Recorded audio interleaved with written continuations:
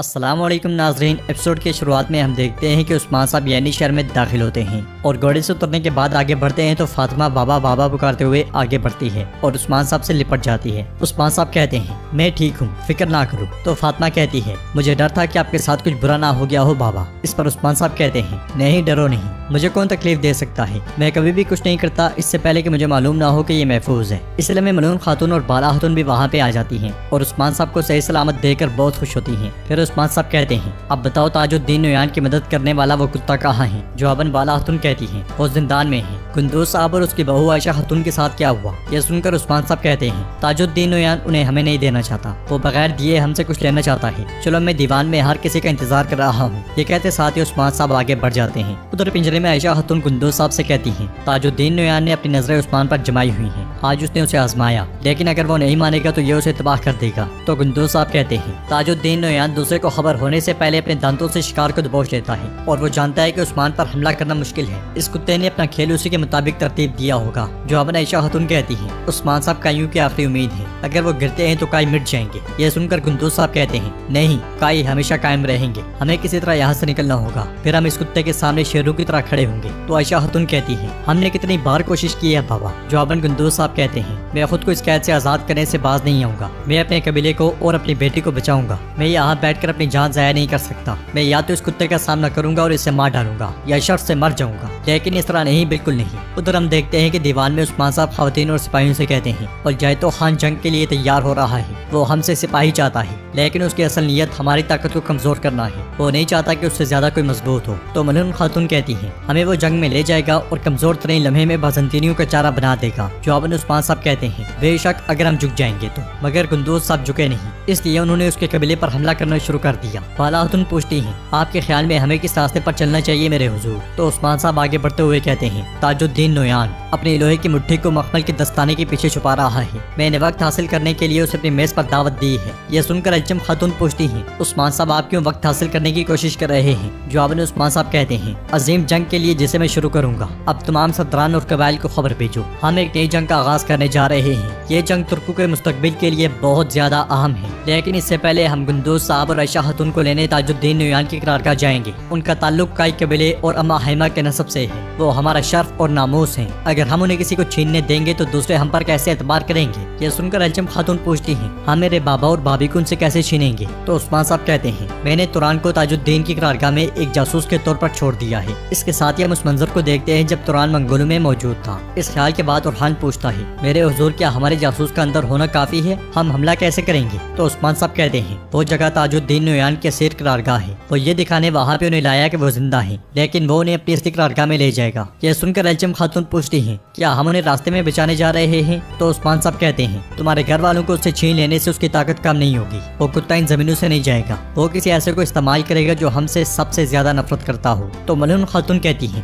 وہ محمد صاحب سے بات کرے گا میرے حضور۔ یہ سن کر عثمان صاحب کہتے ہیں وہ کچھ نہیں کر سکتا چونکہ میں نے جیر کتائی کو اس کے ساتھ رکھا ہوا ہے، میں اس کے پٹے کو قابو کر رہا ہوں۔ ادھر ہم دیکھتے ہیں کہ جنگل میں تاج الدین نویان سپاہیوں کے ساتھ آگے بڑھ رہا ہوتا ہے، اس لیے میں ہم دیکھتے ہیں کہ چوغے میں لپٹا ہوا ایک شخص اس کے راستے میں بیٹھا ہوتا ہے۔ کمانڈر اس سے کہتا ہے ایک طرف ہٹ جاؤ آدمی، تم بیچ میں کیوں بیٹھے ہو؟ مگر جواب نہ ملنے پر منگول کمانڈر پھر سے کہتا ہے کیا تمہیں میری آواز سنائی نہیں دے رہی؟ میں تم سے بات کر رہا ہوں۔ اس کے نہ اٹھنے پر تاج الدین نویان کے اشارے پر دو سپاہی اس کی جانب بڑھتے ہیں تو رومی جلاد ایک دم سے اپنا چوغا اتار پھینکتا ہے اور اگلے ہی لمحے ڈنڈے سے منگولوں پر ٹوٹ پڑتا ہے۔ جو منگول سپاہی اس کی جانب بڑھتا ہے وہ اسے زمین پر پٹخ دیتا ہے اور آخری منگول کو دبوچ لیتا ہے۔ یہ دیکھ کر تاج الدین نویان سپاہیوں کو روکتے ہوئے کہتا ہے رکو۔ سپاہیوں کو روکنے کے بعد تاج الدین نویان خود اس کی جانب بڑھتا ہے اور اس کے پاس جا کر کہتا ہے ایک آدمی جو اس طرح میرا سامنا کرنے کی جسارت کر سکتا ہے وہ ضرور کوئی خاص آدمی ہوگا، بتاؤ کون ہو تم؟ یہ سنتے ساتھ ہی رومی جلاد ایک فرمان اس کی جانب پھینک دیتا ہے۔ فرمان پڑھتے ساتھ ہی تاج الدین نویان کہتا ہے تم بازنطینیوں کے مشہور جلاد ہو، ہاں؟ عمران تیغن، جیسا کہ اس نے مصیبت پیدا کرنے والوں کو معاف کر دیا، جس نے ٹیمپلرز کے ساتھ کام کیا اور تھریس پر حملہ کیا اور اندرونیکوس کو مایوس ہونا پڑا۔ تو عمران تیغن کہتا ہے گیغاتو، نیمان اور گرکڑو خان کے بعد مجھے بھیجا گیا ہے کیونکہ ہم نہیں چاہتے تھے کہ تم عثمان کے سامنے بے سہارا ہو۔ جواباً نویان کہتا ہے ہمیں تمہاری مدد پر بھروسہ ہے، تمہارے شہنشاہ نے تم سے کیا وعدہ کیا تھا؟ تو عمران تیغن کہتا ہے میں عثمان کے سر کے بدلے سرحد میں قلعوں کا مالک ہوں گا۔ نویان کہتا ہے اگر مجھے عثمان کا سر نہیں چاہیے ہوا تو کیا ہوگا؟ یہ سن کر عمران تیغن हैरानगी से पूछता है, क्या तुम्हें उस्मान का सर नहीं चाहिए? फिर बताओ, क्या तुम ये चाहते हो कि वो तुम्हारा सर ले ले? इस पर नोयान कहता है, मेरा उस्मान या काई वालों को तबाह करने का कोई इरादा नहीं है। यह सुनकर इमरान तेगन पूछता है, क्या तुम तुर्कों को अपनी कमान में लेने का इरादा कर रहे हो? तुम हमें नहीं जानते ताजुद्दीन नोयान, ये मत भूलना, मैं भी तुर्क हूँ। तुर्क कभी भी तुम्हारी बात नहीं मानेंगे, जैसे मैंने शहनशाह की बात नहीं मानी थी। जवाबन नोयान कहता है, क्या तुम जानते हो कि भेड़ियों के झुंड को कैसे काबू किया जाता है? इमरान तेगन, अगर तुम इन भेड़ियों को पिंजरे में डालते हो तो ये कभी तुम्हारी बात नहीं मानेंगे। तुम्हें उन्हें उनकी अपनी रिहाइशगाह में काबू करने का हुनर आना चाहिए, डराए बगैर, परेशान किए बगैर, आहिस्ता आहिस्ता। तो इमरान तेगन कहता है, क्या तुम उन भेड़ियों को कुत्ते बनाकर अपने दुश्मन के खिलाफ भेजोगे? तुम्हारा सुल्तानुल जय तो फकत एक ख्वाब देख रहा है, अगर वही झुंड तुम्हारे लिए परेशानी का सबब बन गया तो क्या करोगे? तो नोयान कहता है, जब तक हम नहीं चाहते कोई भी किसी के लिए परेशानी का सबब नहीं बन सकता इमरान तेगन, अगर वो आला हुक्म की इताअत नहीं करते। इमरान तेगन उसकी बात आगे बढ़ाते हुए कहता है, तो फिर मैं उस्मान का सर लूंगा। ये सुनकर नोयान पूछता है, तुम्हें लगता है कि क्या तुम अकेले उस्मान का सर ले सकते हो? हाँ। तो इमरान तेगन तलवार लहराते हुए आवाज बुलंद करता है। उसकी आवाज सुनते साथ ही चारों तरफ से उसके सिपाही बाहर निकल आते हैं। उसके सिपाहियों के अजीब और गरीब बेस देखकर नोयान भी चौंक जाता है। इधर कोनूर उस्मान साहब से पूछता है, शहजादी के बारे में क्या हुक्म है? हम उसे कब तक यहाँ रखेंगे? तो उस्मान साहब कहते हैं, अब शहजादी का वक्त है, वो ताजुद्दीन नोयान के हाथों पकड़ी जाएगी और वो हमारी जासूस के तौर पर वहाँ से मालूमात लाएगी। हम अपने वादे पर भी कायम रहेंगे। ये सुनकर एल्चिम खातून गुस्से से कहती हैं, उस्मान साहब आप अपने मंसूबे की बात कर रहे हैं, शहजादी, जासूस वगैरह वगैरह, मगर आपने कहा था कि आप मेरे खानदान को बचाएंगे। आपने उस पर कोई बात नहीं की। आपने कभी ताजुद्दीन नोयान के बेजान सर का जिक्र तक नहीं किया। ये सुनकर उस्मान साहब आगे बढ़ते हैं और कहते हैं, लड़की मैं जानता हूँ कि आप गुस्से में हैं, लेकिन आप लड़ाई के दौरान अपने अज़ाइम के साथ काम नहीं कर सकते।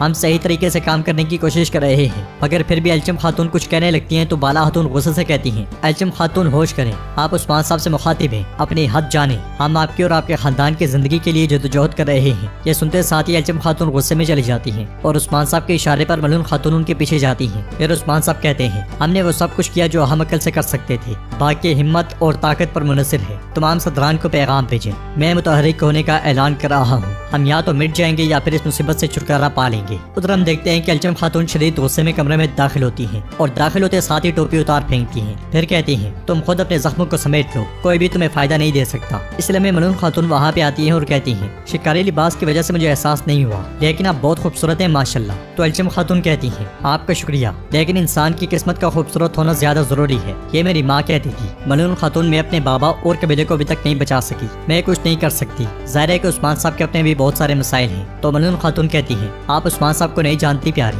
उस्मान साहब कभी किसी को मायूस नहीं होने देते, वो आपके बाबा और भाभी को बचाएंगे, फिक्र ना करें। इस पर एल्चिम खातून कहती हैं, मुझे नहीं मालूम कि आप मुझे समझ रही हैं या नहीं, लेकिन मैंने सीखा है कि मुझे अब किसी पर भरोसा नहीं करना चाहिए। मेरे पास मेरे बाबा के अलावा कोई नहीं है जिस पर मैं एतमाद कर सकती हूँ। उनकी बात सुनकर मलून खातून कहती हैं, मैं जब इन सरहदों पर आई थी तो मैं भी आप जैसी थी, मुझे अपने बाबा और कबीले के अलावा किसी और चीज की परवाह नहीं थी। इसका मतलब है कि मैं आपको अच्छी तरह समझ सकती हूँ। मैं जानती हूँ कि आप इस तरह के लिबास क्यों पहनती हैं। आपको लगता है कि आपको मजबूत रहना है, आप सरदार की बेटी हैं, आपको अपने बाबा की मिरास की हिफाजत करनी है, लेकिन ये बात याद रखें कि आप अकेली नहीं हैं, हम आपके साथ हैं। तो नाज़रीन, इसके साथ ही एपिसोड भी इख्तिताम पजीर होती है। अगर आपको वीडियो पसंद आए तो वीडियो को लाइक करें, चैनल को सब्सक्राइब करें और बेल आइकन पर लाजमी से क्लिक कर दें। इंशाल्लाह मिलते हैं नेक्स्ट वीडियो में, तब तक के लिए रखें अपना और अपनों का बहुत ज़्यादा ख्याल। अल्लाह निगहबान।